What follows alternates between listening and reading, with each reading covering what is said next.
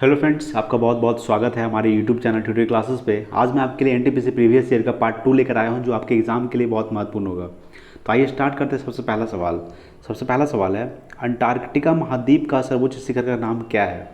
तो अंटार्कटिका महाद्वीप का सर्वोच्च शिखर का नाम है विल्सन पर्वत। क्या नाम है? विल्सन पर्वत, जिसकी ऊंचाई है 4892 मीटर।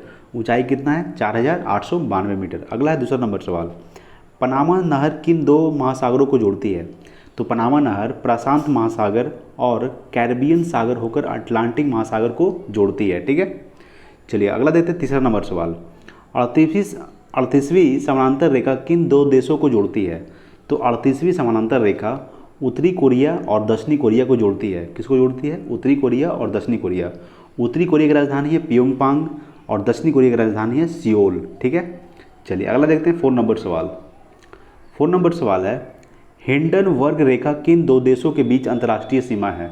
तो हिंडन वर्ग रेखा जर्मनी और पोलैंड के बीच अंतर्राष्ट्रीय सीमा है। जर्मनी की राजधानी बर्लिन और पोलैंड की राजधानी वॉर्सो। ठीक है, चलिए अगला देते हैं। 5 नंबर सवाल, किस गवर्नर जनरल ने अंग्रेजी को शिक्षा का माध्यम बनाने की घोषणा की? तो लॉर्ड विलियम बेटिंग ने अंग्रेजी को शिक्षा का माध्यम बनाने की घोषणा की थी। ठीक है, अगला है 6 नंबर, किस गवर्नर जनरल ने सती प्रथा पर प्रतिबंध लगा दिया था?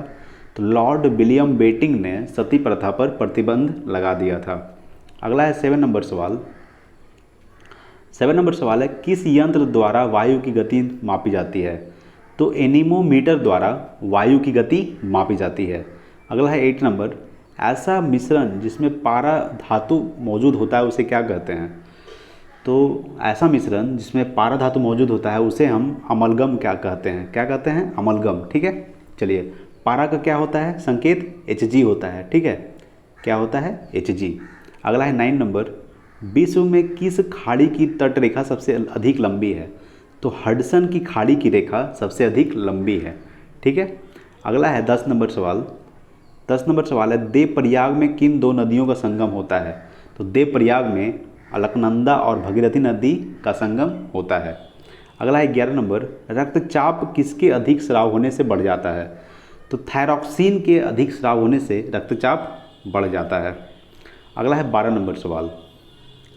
12 नंबर सवाल है, किस वैज्ञानिक ने विद्युतीय चुंबकीय स्वरूप की खोज की?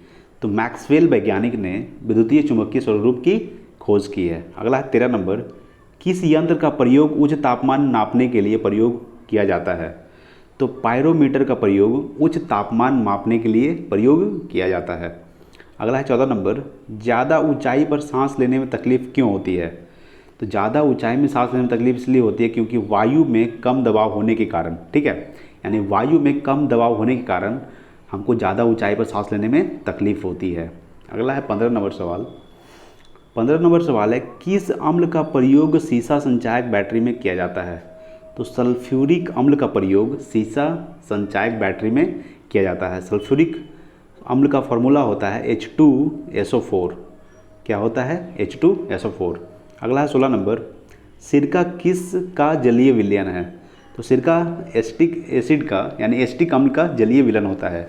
एसिटिक एसिड का सूत्र होता है CH3COOH। CH3COOH होता है। ठीक है, एसिटिक एसिड का सूत्र होता है। अगला है 17 नंबर, किस रसायन का उपयोग चूहा मारने की दवा के रूप में इस्तेमाल किया जाता है? तो जिंक फॉस्फेट का इस्तेमाल चूहा मारने की दवा के रूप में इस्तेमाल किया जाता है। ठीक है, अगला देखते हैं 18 नंबर सवाल। 18 नंबर सवाल है, ध्वनि की प्रबलता का मात्रक क्या होता है? तो ध्वनि की प्रबलता का मात्रक डेसिबल होता है। क्या होता है? डेसिबल। अगला है 19 नंबर, पत्तियों का हरा रंग किस कारण से होता है? तो पत्तियों का हरा रंग होता है क्लोरोफिल पिगमेंट के कारण। किसके कारण? क्लोरोफिल पिगमेंट के कारण। अगला है 20 नंबर, कोशिका की आत्महत्या की थैली किसे कहा जाता है? तो लाइसोसोम को कोशिका की आत्महत्या की थैली कहा जाता है। ठीक है, अगला देखते हैं 21 नंबर सवाल, ट्रेन टू पाकिस्तान के उपन्यास के लेखक कौन है? तो ट्रेन टू पाकिस्तान के उपन्यास के लेखक खुशवंत सिंह हैं। कौन है? खुशवंत सिंह। अगला है 22 नंबर, गीतांजलि पुस्तक किसके द्वारा लिखी गई थी? तो गीतांजलि पुस्तक रविंद्रनाथ टैगोर के द्वारा लिखी गई थी। ठीक है, अगला देखते हैं 23 नंबर सवाल। 23 नंबर सवाल है, हरित क्रांति के जन्मदाता कौन है? तो हरित क्रांति के जन्मदाता है डॉक्टर नॉर्मन बोरलॉग। कौन है? Doctor Norman Borlaug. अगला है 24 नंबर, शिलालेख के अध्ययन को क्या कहा जाता है? तो शिलालेख के अध्ययन को एपिग्राफी कहा जाता है। क्या कहा जाता है? एपिग्राफी। अगला है 25 नंबर, किस तिथि को पूर्ण स्वराज दिवस मनाया जाता है? तो 26 जनवरी 1930 ईस्वी को पूर्ण स्वराज दिवस मनाया जाता है। अगला है 26 नंबर सवाल।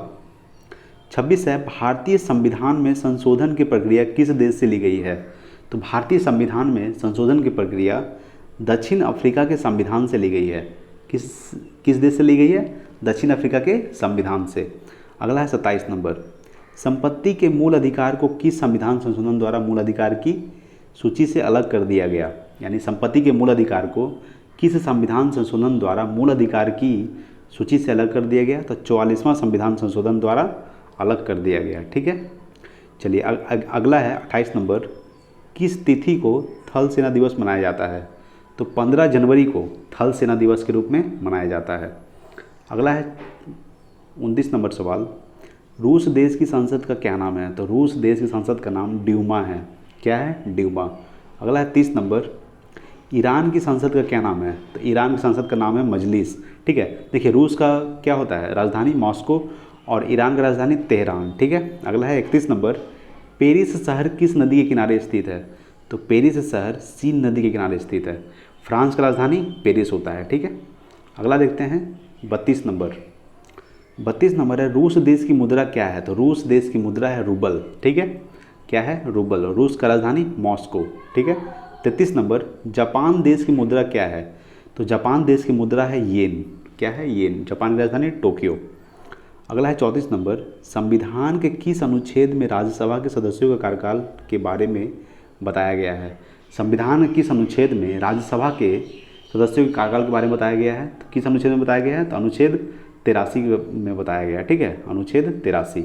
सबसे लास्ट सवाल आज का है, सबसे लास्ट सवाल 35 नंबर सवाल, वायुमंडल में सबसे अधिक कौन सी गैस पाई जाती है? तो वायुमंडल में सबसे अधिक नाइट्रोजन पाई जाती है। कितना परसेंट?